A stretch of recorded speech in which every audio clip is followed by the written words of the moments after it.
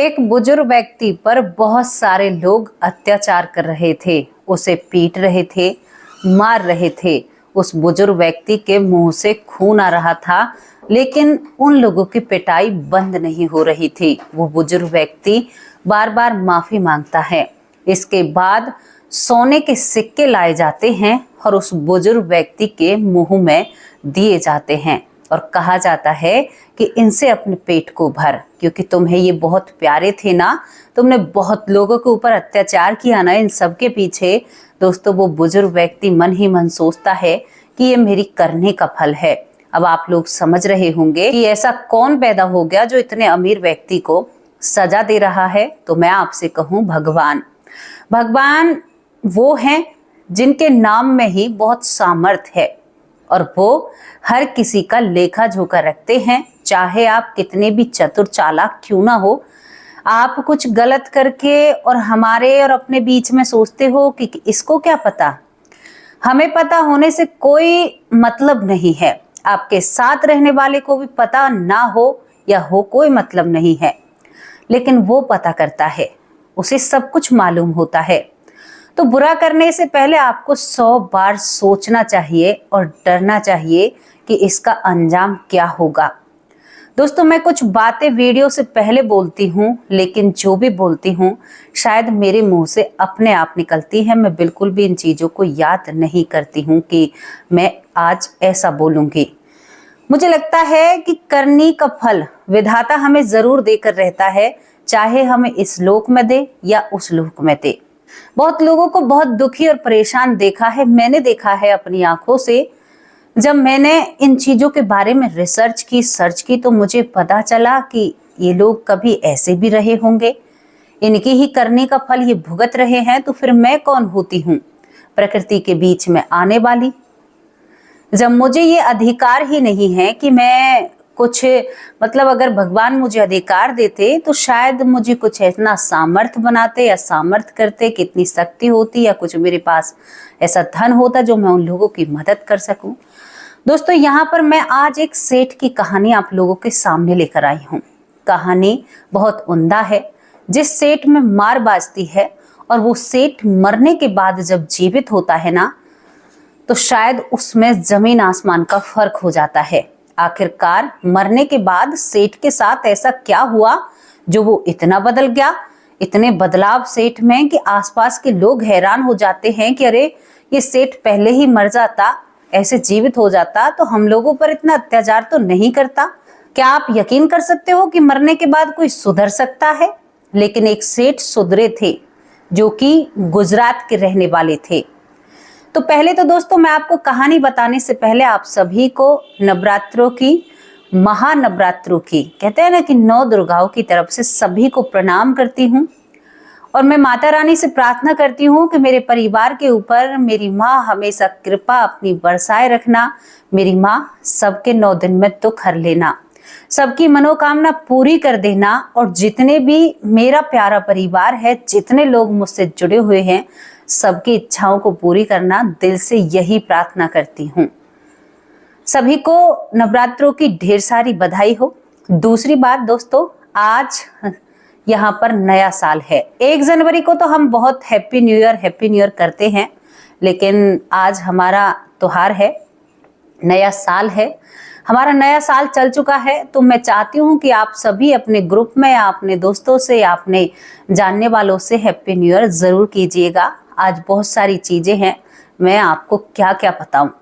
तो चलिए अब इस कहानी की तरफ चलते हैं और इस कहानी से आपको जो कुछ भी सीख मिले कमेंट बॉक्स में अपनी राय जरूर रखना मेरे प्यारे परिवार।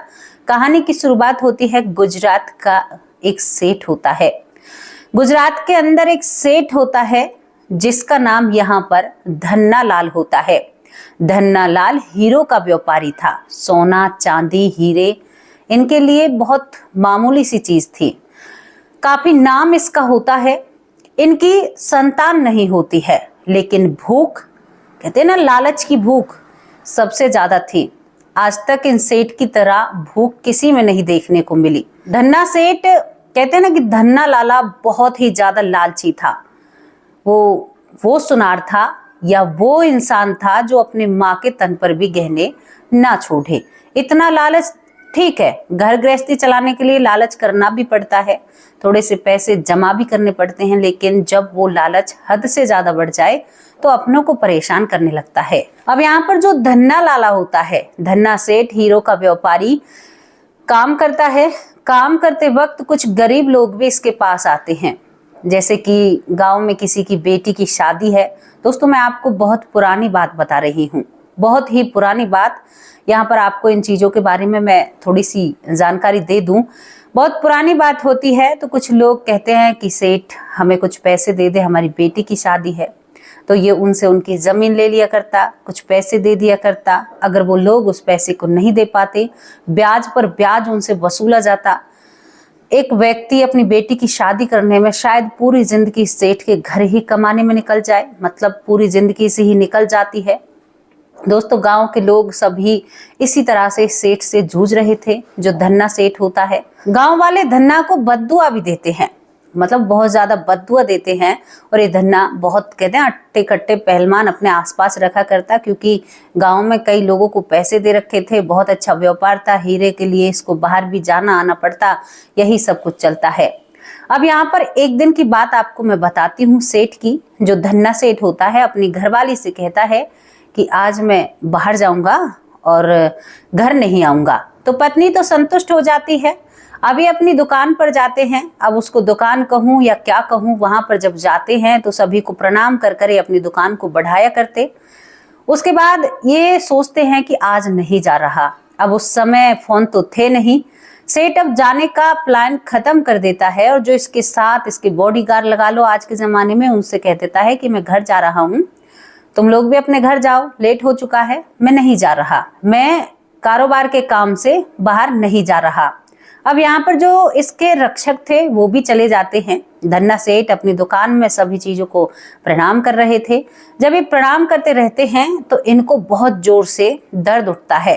दोस्तों, इनका जो स्थान था वो ऐसा था कि दुकान बाहर से बंद दिखेगी और पीछे के रास्ते से निकला करते। इनकी कुछ अपनी सिक्योरिटी रीजन थे, कुछ अपने मतलब कहते हैं ना कि हम अपनी सिक्योरिटी अपने तरीके से करते हैं। अब यहाँ पर इसको बहुत ज्यादा पसीना आते हैं। बाहर से तो इसने दुकान बंद कर दी थी, लेकिन ये खुद दुकान के अंदर होता है, अकेला होता है, दुकान में कोई भी नहीं होता है। अब इसको पसीने आने लगते हैं, इसका जी घबराने लगता है। उस जमाने में तो हार्ट अटैक को भी कोई नहीं मानता था कि क्या होती है ये बीमारी। सेठ घबराता है। काफी देर सेठ अपनी दुकान में लेट जाता है। ऐसा कुछ सीने में दर्द था कि आवाज भी नहीं निकलती है। सेठ कुछ देर जमीन पर पैरों को बहुत जोर से मारता है, तड़पता है। तड़पने के बाद सेठ मर जाता है। दोस्तों, सेठ मर जाता है और मरा हुआ सेठ उसी में पड़ा रहता है। अब यहाँ पर सेठानी अपना चैन से सो रही थी कि सेठ हमारे तो व्यापार करने के लिए गए हैं। उधर वहां पर वो ये समझ रहे थे कि सेठ तो घर चले गए हैं। जो सेठ के सेवक थे, पूरी रात भर सेठ उस दुकान में मृत पड़ा रहता है, यानी उससे जान निकल जाती है। सुबह होती है।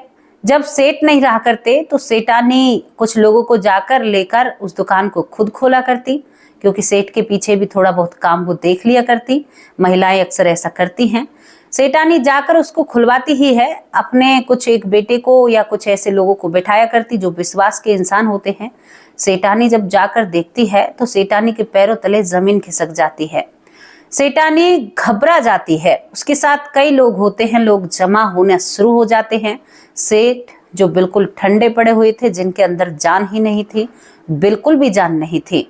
दोस्तों, उनकी एड़ियों से खून निकल रहा था। इतनी देर तक वो जमीन पर एड़ियों को मारते हैं, मतलब पैरों से खून निकल आता है। अब आप सोचिए उन्होंने कितना संघर्ष किया होगा जब उनके प्राण निकले हैं। उसके बाद सेठानी सेठ के सर को अपनी गोद में रखकर रोने लगती है, क्योंकि दुकान जो थी जो की तोय थी, उसे किसी ने लूटा नहीं था। तो यहाँ पर कुछ हुआ तो इनके साथ अपने आप ही कुछ हुआ है। कुछ लोग वहां पर वैद्य को बुला कर लाते हैं। वहां पर वैद्य जी आ जाते हैं। वैद्य जी सेठ जी की नब्ज चेक करते हैं तो सेठ जी है ही नहीं।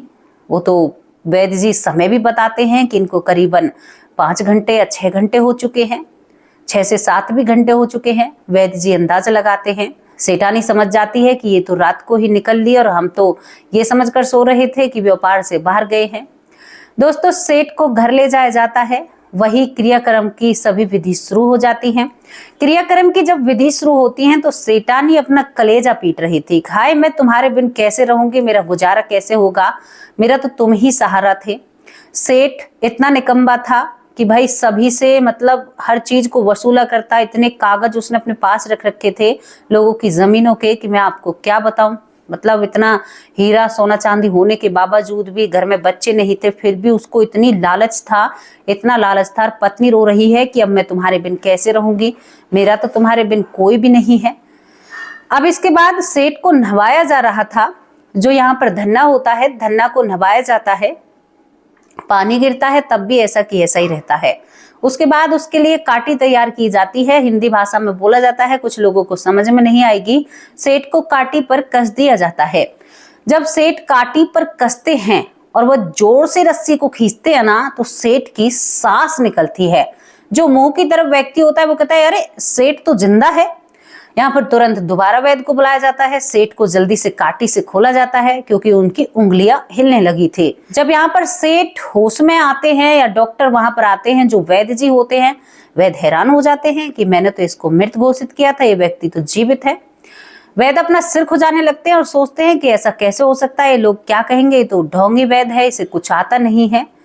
तो वैद्य सभी के सामने हाथ जोड़कर कहता है कि मेरी जिंदगी में पहली बार ऐसा हुआ है कि कोई इंसान मरने के 8-9 घंटे बाद भी जीवित हो गया।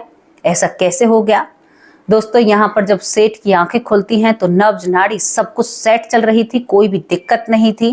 केवल एड़ियों में दर्द हो रहा था, जो एड़ियां जमीन पर इसने मारी थी मरते वक्त।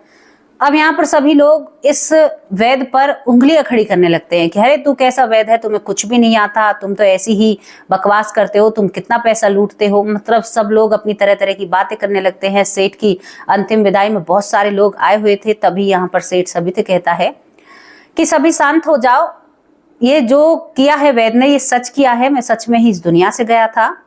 दोस्तों, यहाँ पर सभी लोग हैरान हो जाते हैं कि सेठ क्या कह रहे हो, अगर दुनिया से गए हो तो वापस कैसे आए हो। सेठ अब पूरी बात विस्तार से बताना चाहता है। कहता है कि वैद्य ने सही बोला था, मैं यमलोक होकर आया हूं और मैंने उन चीजों को महसूस किया है जिन चीजों से तुम कोसों दूर हो, हजारों कोसों दूर हो।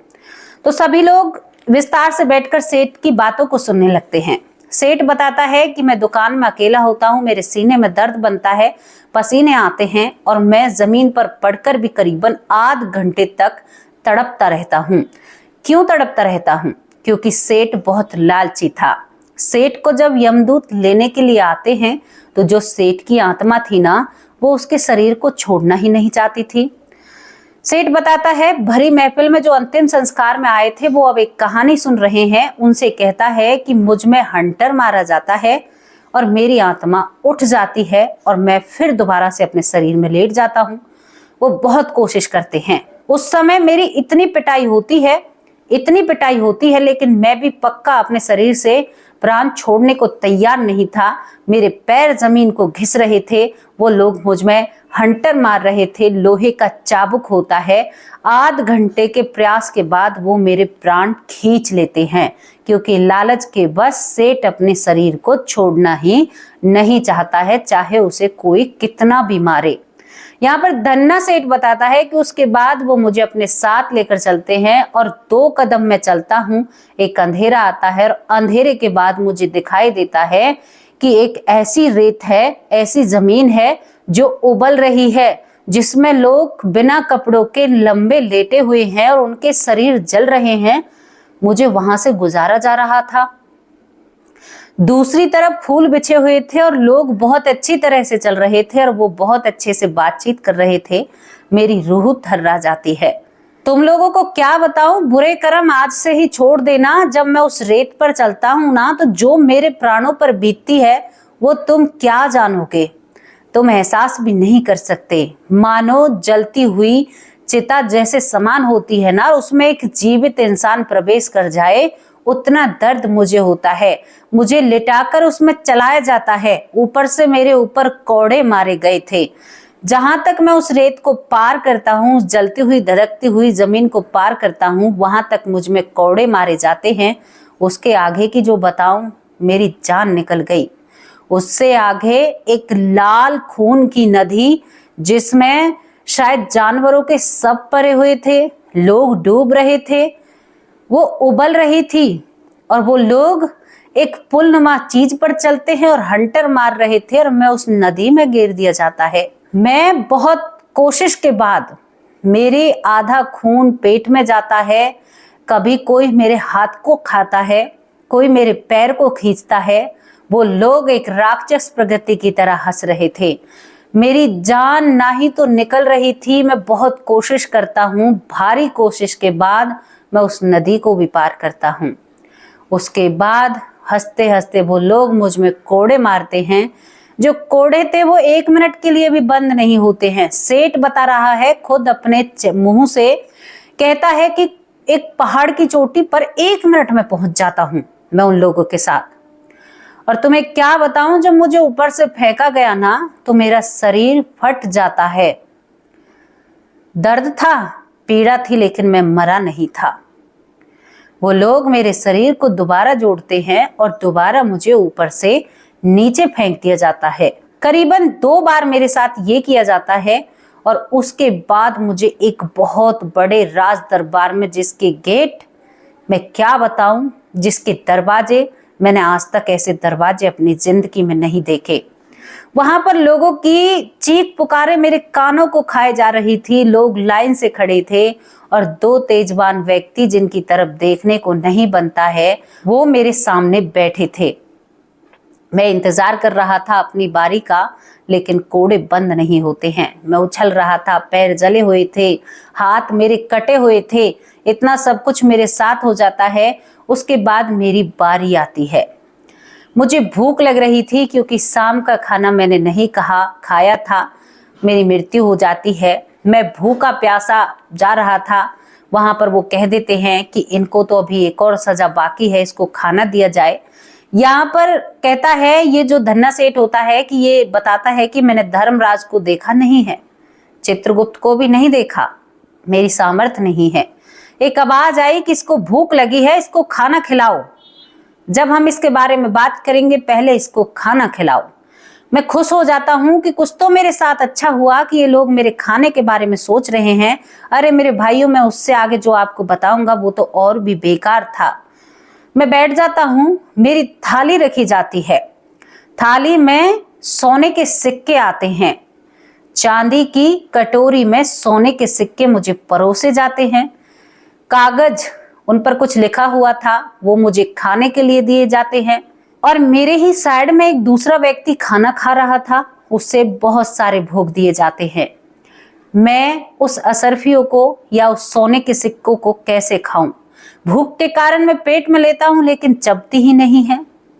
चांदी के सिक्के, सोने के सिक्के, हीरे मोती, मेरी थाल फुल भरी हुई थी। इतना सोना चांदी कि तुमने कभी देखा भी नहीं होगा, लेकिन उनसे कैसे भूख मिटाऊं? मेरी तो भूख ही नहीं मिटती है। उसके बाद मुझे वहां से उठाया जाता है। उठाने के बाद दोबारा से मुझे यमराज के सामने पेश किया जाता है और यमराज मुझसे कहते हैं कि तुम्हें यही सोना तो चाहिए था। लोगों के पेट का अनाज तूने सोने के रूप में बदल दिया। उनकी जमीन अपने पास रख रखी हैं। कोई मजबूरी में तुझसे पैसा लेता है तो तू उसका नाजायज फायदा उठाता है, उसकी जमीन हड़प जाता है। लोगों के सोने चांदी के जेवर तुमने अपने घर में रख लिए हैं। लोगों पर तू अत्याचार करता है। ये सब कुछ तो तुम्हें भुगतना पड़ेगा, लेकिन तुम्हारा अभी वक्त नहीं आया है। कुछ और दिन ऐसा ही करो, फिर तैयार हो जाना इन सभी चीजों के लिए। उसके बाद ये सेठ बताता है कि मुझे एकदम से ऊपर से फेंक दिया जाता है। जब वो लोग मुझे ऊपर से फेंकते हैं तो मैं महसूस करता हूं कि तुम लोग रस्सी को बहुत जोर से खींच रहे थे। तभी मेरी सांस निकलती है और यहाँ पर पूरे सभी लोगों के सामने सेठ इस बात को कहता है, जितने भी लोग आए थे ना अंतिम क्रिया में या अंतिम विदाई देने के लिए, सभी कहते हैं कि सही हुआ, ऐसे तुम हो। दोस्तों, अब यहाँ पर सेठ को पता चल चुका था कि भाई मेरे साथ ऐसा हुआ है। सब कुछ उसे याद हो जाता है। पूरे गांव के लोग इधर उधर हो जाते हैं, रिश्तेदार अपने घर चले जाते हैं। सेठ पूरी रात नहीं सोता है। खाने को देखता है तो चांदी के और सोने के सिक्के नजर आते हैं। दूसरे दिन सेठ एक पंचायत रखता है और गांव में सभी कागजों को इकट्ठा करता है और जो जो कागज जमीन के जिसके होते हैं, सेठ सम्मान पूर्वक उनके कागज लौटाता है। जिसका जितना पैसा सेठ ने हड़प रखा था सभी पैसे को वापस करता है, भगवान की भक्ति में विलीन हो जाता है। और एक जो व्यक्ति नास्तिक था, जो बिल्कुल भी इन चीजों पर भरोसा नहीं करता है, वो व्यक्ति भगवान के चरणों में नतमस्तक हो जाता है। दोस्तों, मैं आपको इस कहानी की एक झलक के बारे में बताऊं। जितेंद्र की एक मूवी होती है, उस मूवी का मुझे नाम याद नहीं है, लेकिन जितेंद्र उस मूवी में 7-8 बार शादी करते हैं।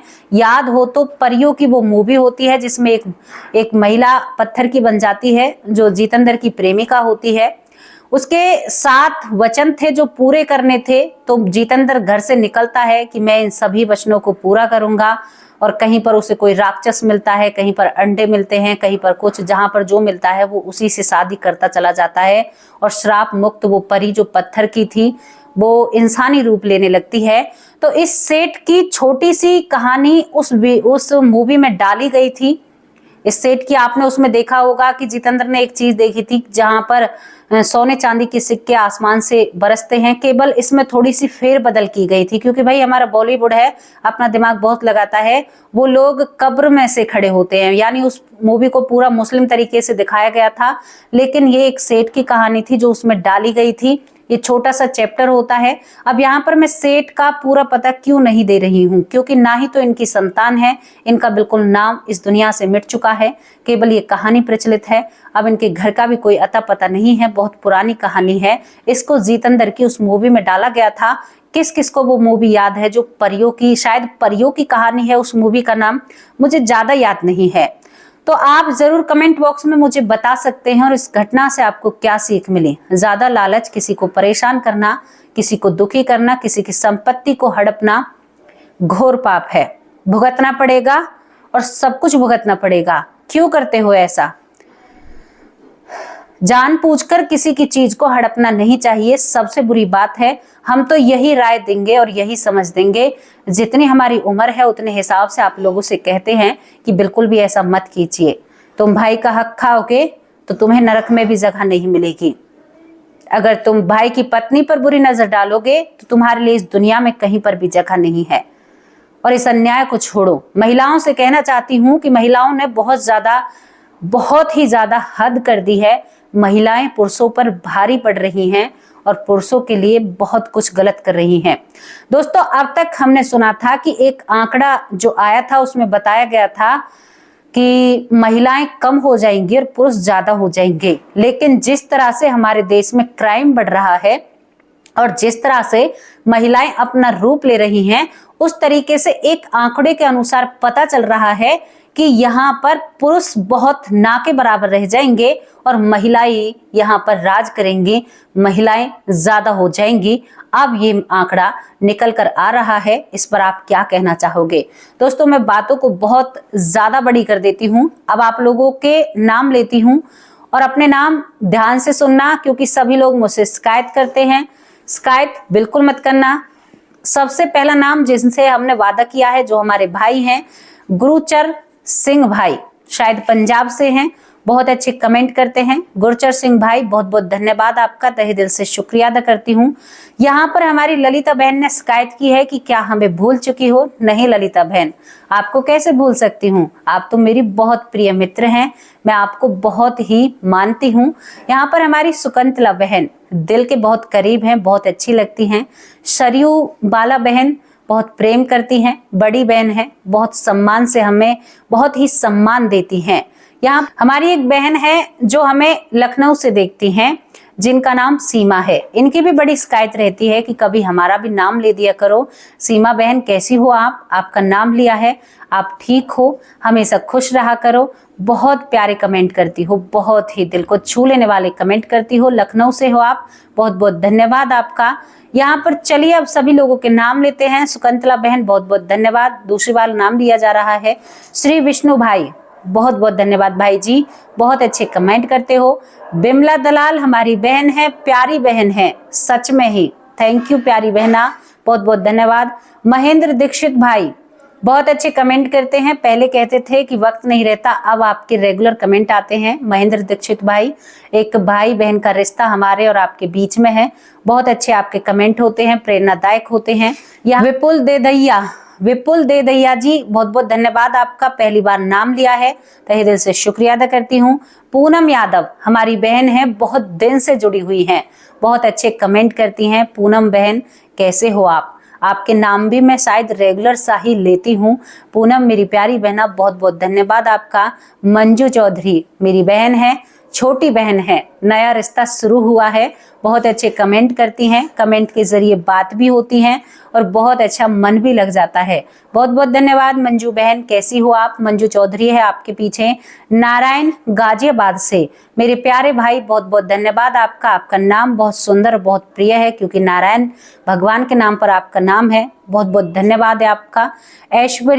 ऐश्वर्या जो हमें माँ की तरह ट्रीट करती हैं, बहुत अच्छे से कमेंट करती हैं, बहुत ही प्रेरणादायक बातें बताती हैं। इन्होंने अपने कुल के बारे में एक स्टोरी या एक कहानी हमसे साझा की थी, बहुत अच्छी हमें लगी थी। यहाँ पर ऐश्वर्या बहन कैसी हो आप? बहुत बहुत धन्यवाद आपका। चंदन कुमार हमारे भाई हैं, बहुत बहुत धन्यवाद भाई जी। साक्षी M2 रेगुलर कमेंट करती हैं, बहुत अच्छे कमेंट होती हैं। कैसी हो बहन आप? अपनी राय और अपनी खैरियत हमें कमेंट बॉक्स में जरूर लिखकर भेजना। कांतिबाई रेगुलर कमेंट करती हैं, बहुत अच्छे कमेंट होते हैं, बहुत बहुत धन्यवाद बहन आपका। बहन और भाई बहुत अच्छे से साथ देते हैं यहाँ पर। सुनीता यादव, बहुत बहुत धन्यवाद प्यारी बहना, कैसे हो आप? सुनीता गुरुद्वारा बहन हमारी, बहुत बहुत धन्यवाद आपका। आपका नाम भी बहुत अच्छा है, तहे दिल से आपका शुक्रिया अदा करते हैं। उर्मिला बहन कभी कभी बीच में चली जाती हैं और फिर आ जाती हैं, क्योंकि मैं जो एक बार मेरे दिमाग में नाम आ जाता है, थोड़ा सा इधर उधर हो जाता है। उर्मिला बहन कहाँ पर रहते हो? बीच में गायब हो जाते हो, लेकिन आए तो बहुत अच्छा लगा, बहुत बहुत धन्यवाद उर्मिला बहन। ललिता यादव बहन हमारी, ललिता बहन जो शायद एक बीमारी से उनके पति जूझ रहे हैं, लेकिन हम प्रार्थना करते हैं बहुत जल्दी ठीक होंगे। और बहन मैं आपको नहीं भूल सकती, मैं अपने परिवार को नहीं भूल सकती, जितना भी मेरा परिवार है बिल्कुल नहीं भूल सकती। महेश गुप्ता मेरे भाई, कैसे हो? बहुत बहुत धन्यवाद आपका। रामायण कुशवाहा जी, बहुत बहुत धन्यवाद आपका। तो नाम है क्या है, लेकिन बहुत खूबसूरत है, भगवान के नाम पर है। बहुत बहुत अच्छा लगा आपके नाम को पढ़कर महेश गुप्ता भाई, बहुत अच्छा लगता है।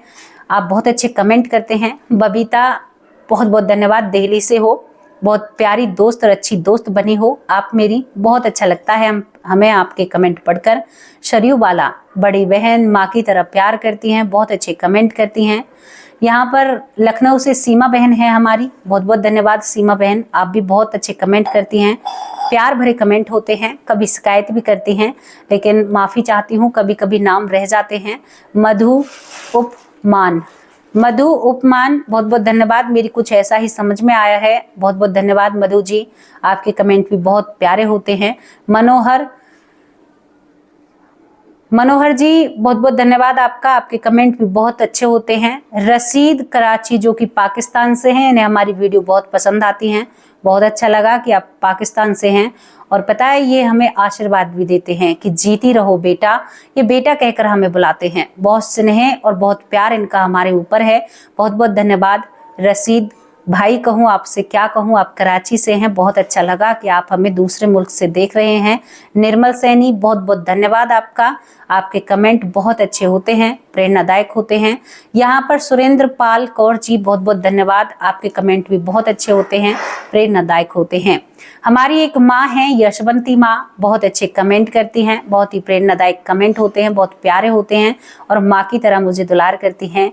दोस्तों हमारी एक और बहन है जो नीता कुंतल मथुरा से हैं, बहुत प्यारी हैं और हमें आमंत्रित भी करती हैं कि कभी बरसाने आओ, हमारे पास आओ। तो नीता कुंतल बहन बहुत कोशिश करेंगे। दोस्तों कुछ लोगों के नाम अब भी रह गए हैं, मुझे माफ़ कर देना, लेकिन जितना होता है उतना लेकर आती हूँ। और स्टोरी से आपने जो सीख ली है उस सीख के बारे में सभी को बताइए, स्टोरी को शेयर कीजिए ताकि लोगों में जागरूकता आए, लोग बुरा करने से पहले 100 बार सोचें। आप सेठ को समझते हो, सेठ ने क्या कुछ किया था, लेकिन बहुत कुछ भुगता भी था, बहुत मार लगी थी उसको। उस दिन से वो साधु, संन्यास, सभी की मदद करना, सभी को सुख देना, इन चीज़ों में अपना ध्यान लगाता है, क्योंकि बच्चे होते नहीं हैं। ये स्टोरी, ये कहानी आपको क्या सीख देती है उस सभी के बारे में बिल्कुल कमेंट बॉक्स को भरना होगा। अब ये आपकी प्यारी सी बहन, प्यारी सी बेटी, आपकी प्यारी सी जान अब यहाँ से जाने वाली है।